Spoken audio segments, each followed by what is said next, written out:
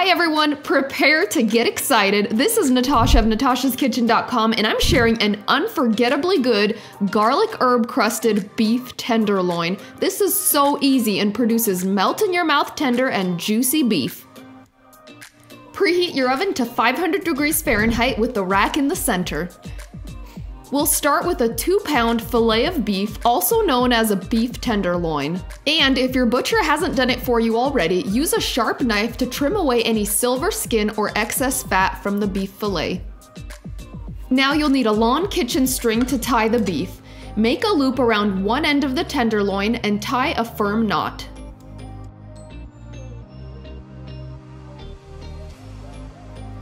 Now loop the string around your hand and pull that loop over the tenderloin. Continue to make these loops, tightening them as you go until your tenderloin is fully tied. Tying meat is so easy, and this is exactly how the pros do it. Once you've made 5 or 6 tight loops, tie a knot at the end to secure the string.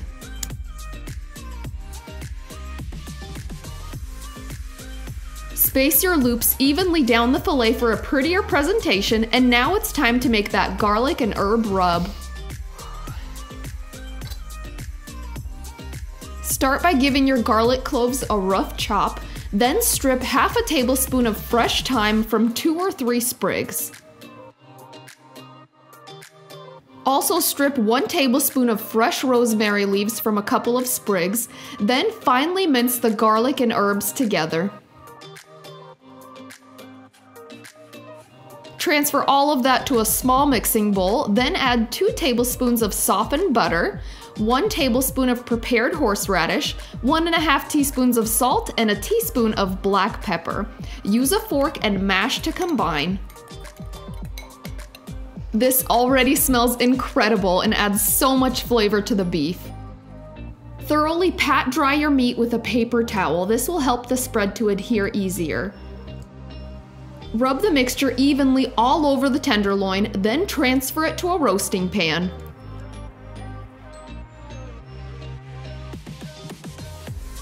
Because not all roasts are the same thickness, it's best to use an oven-safe thermometer in the thickest portion of your roast to test for doneness. Place the tenderloin in a preheated oven and roast at 500 degrees Fahrenheit until it reaches your desired doneness.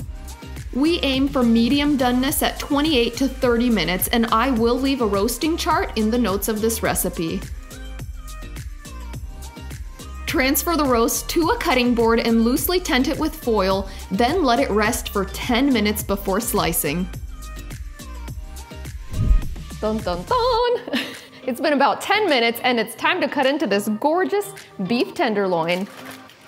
Oh, and it smells so good in my kitchen. It's making me hungry. And before we do anything else, we need to remove that string because although it tastes good, it's not edible. And it just makes it much easier to carve. So let's get rid of that first. Just grab some kitchen scissors and it comes right off.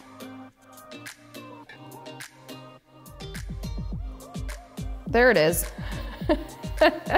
That happens sometimes. The meat will eat the string. Just kidding. If that's going on, you've got other problems. Okay, so just get rid of that. Okay, now we can cut into this beautiful filet of beef. Here we go. Oh my goodness, and this is so tender. I mean, you don't even need a steak knife. You could probably cut this with a fork. Oh my goodness, so juicy. And I'm ready to eat this.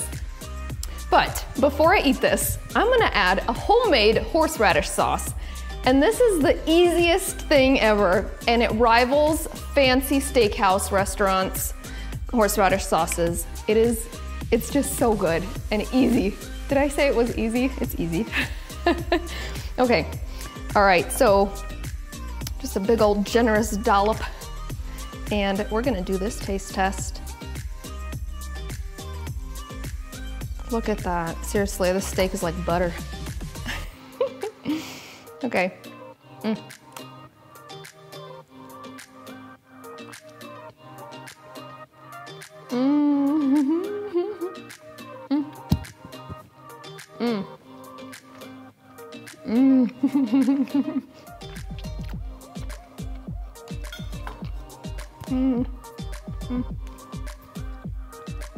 Okay.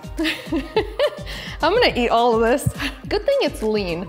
There's not a whole lot of fat in this. And let's just take a moment to realize that this was so easy. I mean, it's an expensive cut of beef. This was about $20 a pound, but it's so easy. Like, you just can't go wrong following these instructions. It is juicy, so flavorful. I love that garlic horseradish crust on the outside. This tenderloin is standalone amazing, but paired with this sauce, it just takes it to the next level and makes it taste restaurant quality. And the secret is in searing it on high heat at 500 degrees Fahrenheit. It just seals in all the juices and just makes it so good. Hope you guys love this recipe. If you do, give us a great big thumbs up below. Make sure to subscribe to our channel, and we'll see you next time. Hey, before you go, if you guys are looking for more special occasion recipes, make sure you check out our very popular filet mignon and creamy mushroom sauce right over there. And right down there, we've got our lobster tails in a really good butter sauce. And click below to subscribe, and when you do, click that little bell icon so you'll get notifications every time we post a new recipe. We'll see you next time.